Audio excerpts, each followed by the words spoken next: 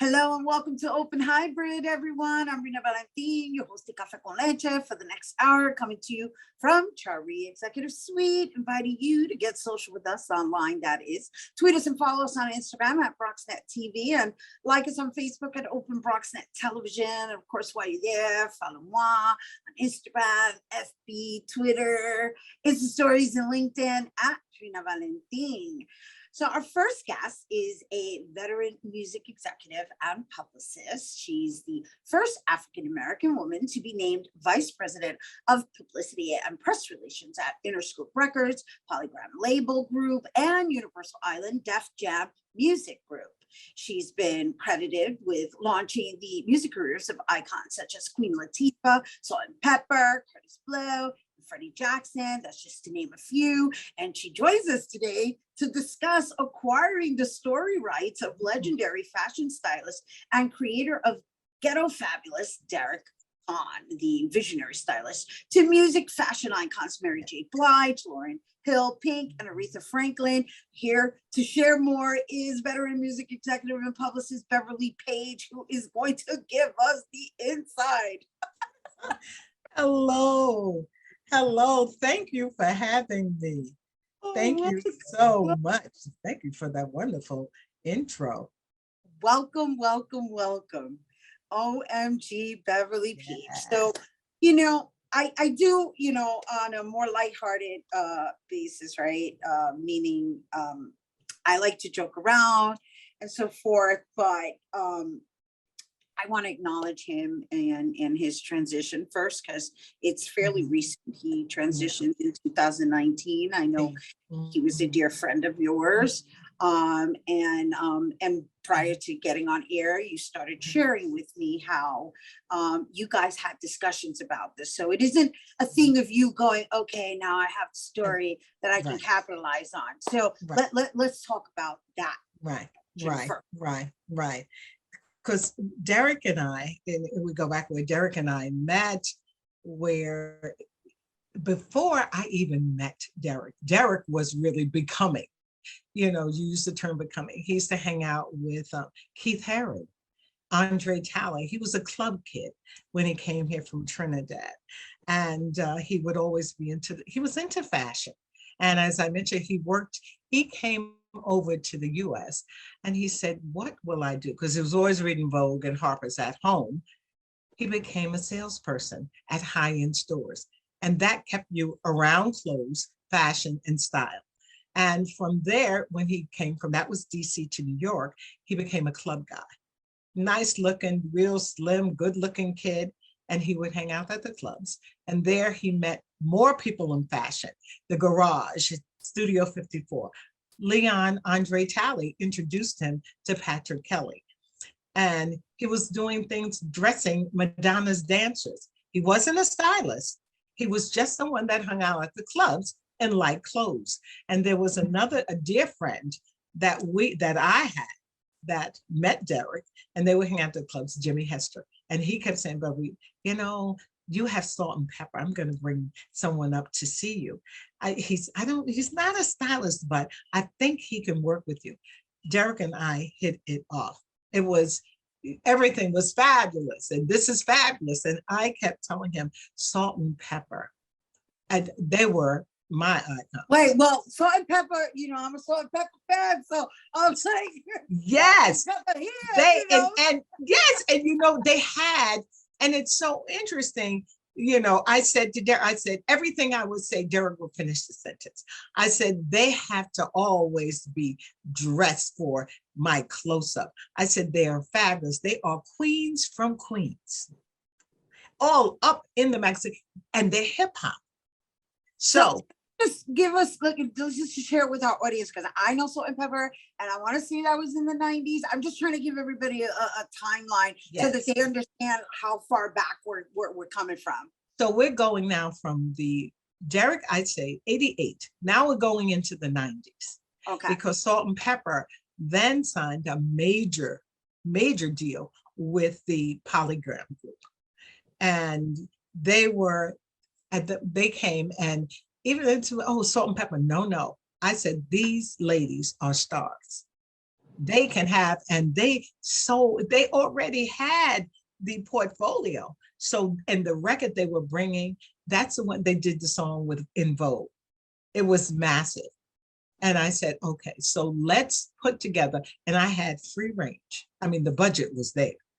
And when Derek came, I said, they have to have this. And listen, he said the labels that I love: Chanel, Couture this, and not Jacob the jeweler, Harry Winston, Bulgari. And when he met them, I said, Derek, you have to understand, because they really have their own style. Salt and Pepper were no joke when it came to that.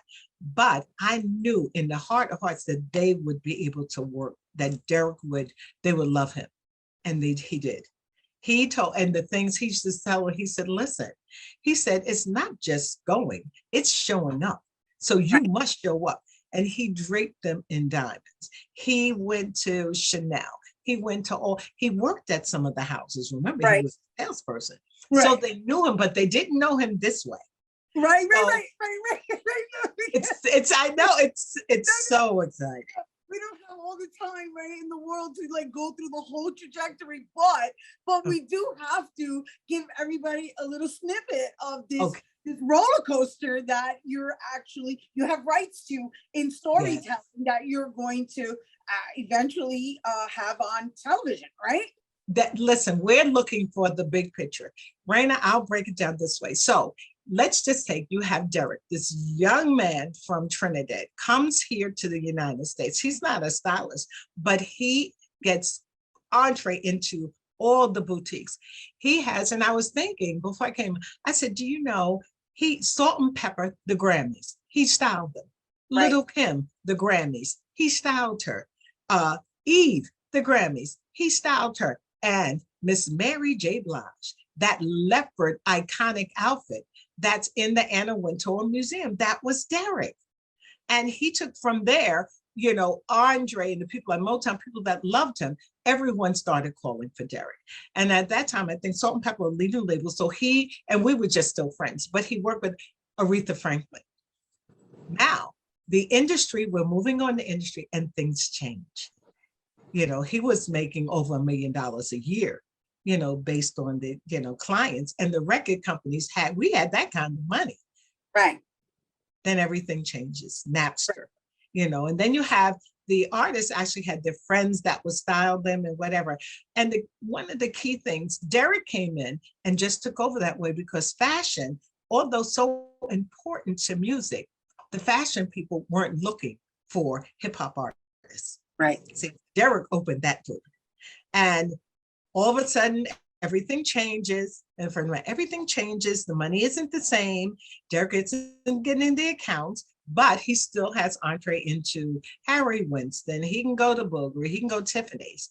And he already had the lifestyle. He was living the same lifestyle, his artist, that he was dressing, staying in first class travel. He bought a brownstone. And he would have these lavish dinners. He had a big heart. Right. But the jewelry, he would go and borrow the jewelry and say he had a session, and he wouldn't. He would go and pawn it so that he would get the cash. And then when he'd get another account, he'd be able to get the jewelry out. What happens with that? Anyone knows? Oh my gosh. Oh my gosh, I can just see the snowball effect. Oh yes, my God. And that's what happened. And then you have, it's not the clothing, it's the diamonds.